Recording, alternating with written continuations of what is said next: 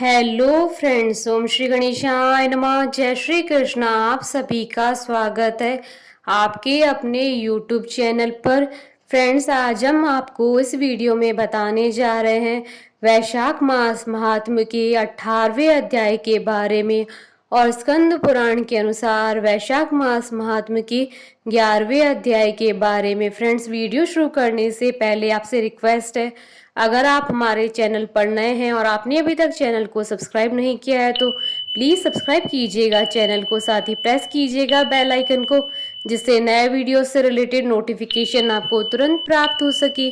और वीडियो पसंद आने पर वीडियो को लाइक और शेयर जरूर कीजिएगा ताकि सभी भक्तों को इस वीडियो का लाभ प्राप्त हो सके। और कमेंट बॉक्स में जय श्री कृष्णा जरूर लिखिएगा। वैशाख मास महात्म सब विघ्नों का नाश करने वाले तथा सारी सृष्टि का पालन करने वाले श्री गणेश जी तथा ज्ञान की दाता देवी श्री सरस्वती जी तथा सब पुराणों के कर्ता श्री व्यास जी तथा श्री गुरुदेव जी के चरण कमलों में नमस्कार करके भगवान की श्रद्धा और भक्ति रस में डूबे हुए वैशाख मास महात्म की कथा कहती हूँ। वैशाख मास महात्म आरंभ। धर्म वर्ण की कथा, कली की अवस्था का वर्णन, धर्म वर्ण और पितरों का संवाद एवं वैशाख की अमावस्या की श्रेष्ठता।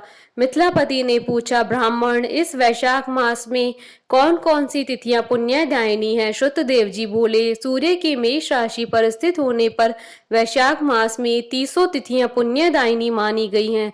एकादशी में किया हुआ पुण्य कोटि गुना होता है। उसमें स्नान, दान, तपस्या, होम, देव पूजा, पुण्य कर्म एवं कथा का श्रवण किया जाए तो वह तत्काल मुक्ति देने वाला है।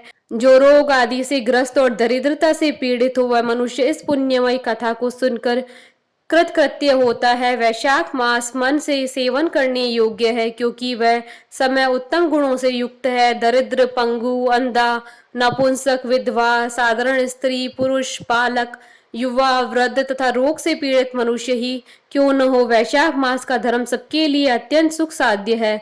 परम पुण्य में वैशाख मास में जब सूर्य मेष राशि में स्थित हो तब पाप नाशनी अमावस्या कोटि गया के समान फल देने वाली होती है। हे राजन, जब पृथ्वी पर राजश्री सावर्णिका का शासन था उस समय 30वें कलयुग के अंत में सभी धर्मों का लोप हो चुका था। उसी समय आनर्त देश में धर्मवर्ण नाम से विख्यात एक ब्राह्मण थे।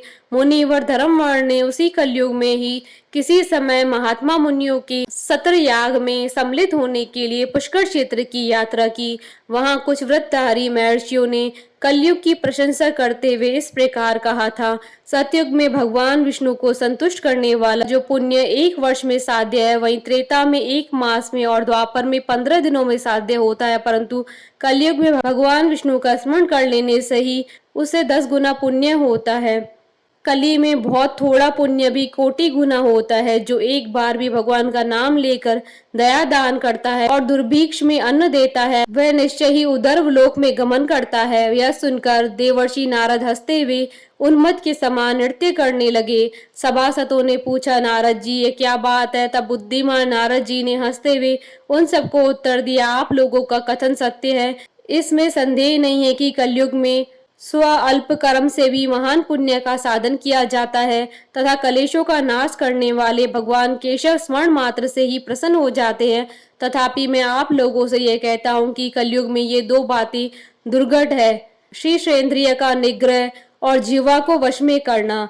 ये दोनों कार्य जो सिद्ध कर ले वही नारायण स्वरूप है। अतः कलयुग में आपको यहाँ नहीं ठहरना चाहिए। नारद जी की यह बात सुनकर उत्तम व्रत का पालन करने वाले महर्षि सहसा यज्ञ को समाप्त करके सुखपूर्वक चले गए। धर्मवर्ण ने भी यह बात सुनकर भूलोक को त्याग देने का विचार किया। उन्होंने ब्रह्मचर्य व्रत धारण करके दंड और कमंडल हाथ में लिया और जटावल्कधारी होकर वे कलयुग के अनाचारी पुरुषों को देखने के लिए घर छोड़कर चल दिए। उनके मन में बड़ा विस्मय हो रहा था। उन्होंने देखा प्राय मनुष्य पापाचार में प्रवृत्त हो बड़े भयंकर दुष्ट हो गए हैं। ब्राह्मण पाखंडी हो चले हैं, शूद्र संन्यास धारण करते हैं, पत्नी अपने पति से द्वेष रखती है, शिष्य गुरु से वैर रखता है, सेवक स्वामी के और पुत्र पिता के घात में लगा हुआ है। ब्राह्मण शूद्रवत और गौएं बकरियों के समान हो गई हैं। वेदों में गाथा की ही प्रधानता रह गई है। शुभ कर्म साधारण लौकिक कृत्यों के ही समान रह गए। इनके प्रति किसी की महत्व बुद्धि नहीं है, भूत प्रेत और पिशाच आदि की उपासना चल पड़ी है। सब लोग मैथुन में आसक्त हैं और उसके लिए प्राण भी खो बैठते हैं। सब लोग झूठी गवाही देते हैं, मन में सदा छल और कपट भरा रहता है। कलयुग में सदा लोगों के मन में कुछ और वाणी में कुछ और तथा क्रिया में कुछ और ही देखा जाता है। सबकी विद्या किसी न किसी स्वार्थ को लेकर ही होती है और केवल राजभवन में उसका उद्धार होता है। संगीत आदि कलात्मक विद्याएं भी राजाओं को प्रिय है। कली में अधम मनुष्य पूजे जाते हैं और श्रेष्ठ पुरुषों की अवहेलना होती है। कली में वेदों के विद्वान ब्राह्मण दरिद्र होते हैं। लोगों में प्राय भगवान की भक्ति नहीं होती। पुण्य क्षेत्र में पाखंड अधिक बढ़ जाता है। शूद्र लोग जटाधारी तपस्वी बनकर धर्म की व्याख्या करते हैं। सभी मनुष्य अल्प आयु दयाहीन और शठ होते हैं। कली में प्राय सभी धर्म के व्याख्याता बन जाते हैं और दूसरों से कुछ लेने में ही उत्सव मानते हैं। अपनी पूजा कराना चाहते हैं और व्यर्थ ही दूसरों की निंदा करते हैं। अपने घर आने पर सभी अपने स्वामी के दोषों की चर्चा में तत्पर रहते हैं। कली में लोग साधुओं को नहीं जानते, पापियों को ही बहुत आदर देते हैं। दुराग्रही लोगों इतने दुराग्रही होते हैं कि साधु पुरुषों के एक दोष का भी ढिंडोरा पीटते हैं और पापात्माओं के दोष समूह को भी गुण बतलाते हैं। कली में गुणहीन मनुष्य दूसरे के गुण न देखकर उसके दोष ही ग्रहण करते हैं। जैसे पानी में रहने वाली जोंक प्राणियों के रक्त पीती है, जल नहीं पीती, उसी प्रकार झोंक के धर्म से संयुक्त मनुष्य दूसरे का रक्त चूसते हैं। औषधीय शक्तिहीन होती है, ऋतुओं में उलटफेर हो जाता है, सब राष्ट्र में अकाल पड़ता है, कन्या योग्य समय में संतानोत्पत्ति नहीं करती है। लोग नट और नर्तकों की विद्याओं से विशेष प्रेम करते हैं। जो वेद वेदांत की विद्याओं में तत्पर और अधिक गुणवान है, उन्हें अज्ञानी मनुष्य सेवक की दृष्टि से देखते हैं। वे सबके सब भ्रष्ट होते हैं। कली में प्राय लोग श्राद्ध कर्म का त्याग करते हैं, वैदिक कर्मों को छोड़ पड़ते हैं। प्राय जिह्वा पर भगवान विष्णु के नाम कभी नहीं आते हैं।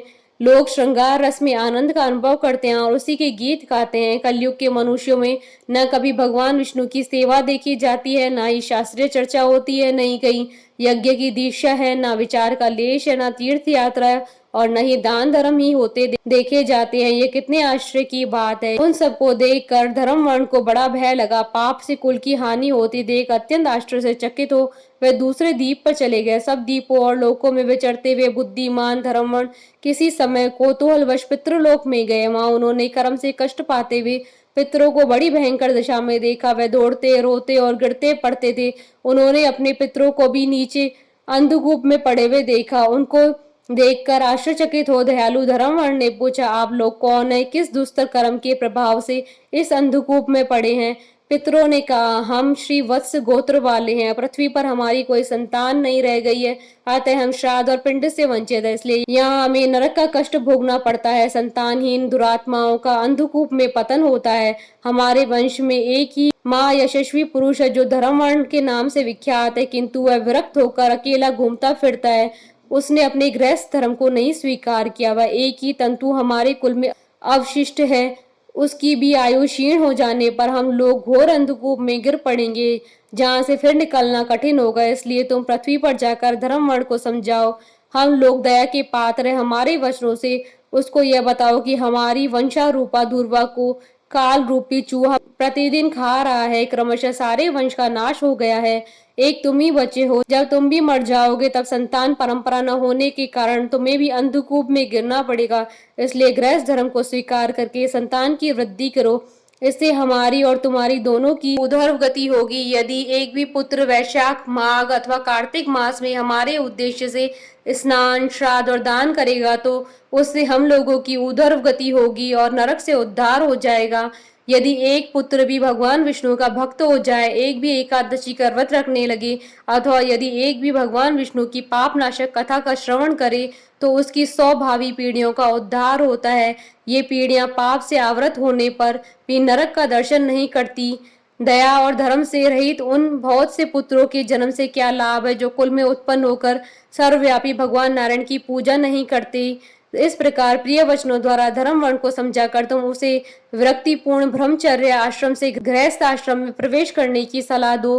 पितरों की यह बात सुनकर धर्म वर्ण अत्यंत विस्मित हुआ और हाथ जोड़कर बोला, मैं ही धर्म वर्ण नाम से विख्यात आपके वंश का दुराग्रही बालक हूँ। यज्ञ में महात्मा नारद जी का यह वचन सुनकर कि कलयुग में प्राय कोई भी रसनेन्द्रिय और शिशेन्द्रिय को दृढ़ता पूर्वक संयम में नहीं रखता, मैं दुर्जनों की संगति से भयभीत तो अब तक दूसरे दूसरे द्वीपों में घूमता रहा। इस कलयुग के तीनों चरण बीत गए, अंतिम चरण में भी 3.5 भाग व्यतीत हो चुके हैं। मेरा जन्म व्यर्थ बीता है, क्योंकि जिस कुल में मैंने जन्म लिया उसमें माता पिता की ऋण को भी मैंने नहीं चुकाया।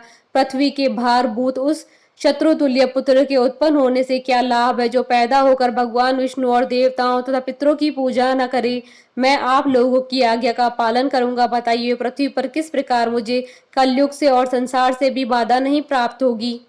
धर्मवर्ण की बात सुनकर पितरों के मन को कुछ आश्वासन मिला। वे बोले, बेटा तुम गृहस्थ आश्रम स्वीकार करके संतानोत्पत्ति के द्वारा हमारा उद्धार करो। जो भगवान विष्णु की कथा में अनुरक्त होते हैं, निरंतर श्रीहरि का स्मरण करते हैं और सदाचार के पालन में तत्पर रहते हैं, उन्हें कलयुग बाधा नहीं पहुंचाता। मानव जिसके घर में शालिग्राम शिला अथवा महाभारत की पुस्तक हो, उसे भी कलयुग बाधा नहीं दे सकता। जो वैशाख मास के धर्मों का पालन करता है, माघ में स्नान में तत्पर होता है और कार्तिक में दीप देता है, उसे भी कली की बाधा प्राप्त नहीं होती। जो प्रतिदिन महात्मा भगवान विष्णु की पाप नाशक एवं मोक्ष दायिनी दिव्य कथा सुनाता है, जिसके घर में बलि वैष्णव देव होता है, शुभ कारणी तुलसी स्थित होती है तथा जिसके आंगन में उत्तम गौ रहती है, उसे भी कलयुग बाधा नहीं देता है। अतः इस पापात्मक युग में भी तुम्हें कोई भय नहीं है। बेटा शीघ्र पृथ्वी पर जाओ। इस समय वैशाख मास चल रहा है, यह सबका उपकार करने वाला मास है। सूर्य के मेष राशि में स्थित होने पर 30 तिथियां पुण्यदायिनी मानी जाती है। एक एक तिथि में किया हुआ पुण्य कोटि कोटि गुना अधिक होता है। उनमें से भी जो वैशाख मास की अमावस्या तिथि है, वह मनुष्य को मोक्ष देने वाली है, देवताओं और पितरों को बहुत प्रिय है, शीघ्र ही मोक्ष की प्राप्ति कराने वाली है। जो उस दिन पितरों के उद्देश्य से श्राद्ध करते हैं और जल से भरा हुआ घड़ा और पिंड देते हैं, उन्हें अक्षय फल की प्राप्ति होती है। अतः महामती तुम शीघ्र जाओ और जब अमावस्या हो तब कुंभ सहित श्राद्ध एवं पिंड दान करो। सबका उपकार करने के लिए गृहस्थ धर्म का आश्रय लो, धर्म अर्थ और काम से संतुष्ट हो, उत्तम संतान पाकर फिर मुनि व्रति से रहते हुए सुख पूर्वक दीप दीपांतरों में विचरण करो। पितरों के इस प्रकार आदेश देने पर धर्मवर्ण मुनि शीघ्रता पूर्ण भूलोक में गए। वहां मेष राशि में सूर्य के स्थित रहते हुए वैशाख मास में प्रातः काल स्नान करके देवताओं ऋषियों तथा पितरों का तर्पण किया, फिर कुंभ दान सहित पाप विनाशक श्राद्ध करके उसके द्वारा पितरों को पुनरावृत्ति रहित मुक्ति प्रदान की। तत्पश्चात उन्होंने स्वयं भी विवाह करके उत्तम संतान को जन्म दिया और लोक में उस पापनाशनी अमावस्या तिथि को प्रसिद्ध किया। तदंतर वे भक्ति पूर्वक भगवान की आराधना करने के लिए हर्ष के साथ गंधमादन पर्वत पर चले गए। इसलिए वैशाख मास की अमावस्या तिथि परम पवित्र मानी गई है। प्रेम से मन से भगवान नाम जाप करते रहो। इति श्री स्कंद पुराण अंतर्गत वैशाख मास महात्म्य का 11वां अध्याय संपन्न हुआ। बोलिए भगवान विष्णु की जय, सनातन धर्म की जय। हमारे साथ इस वीडियो में अंत तक बने रहने के लिए आपका धन्यवाद। ओम श्री गणेशाय नमः। जय श्री कृष्णा।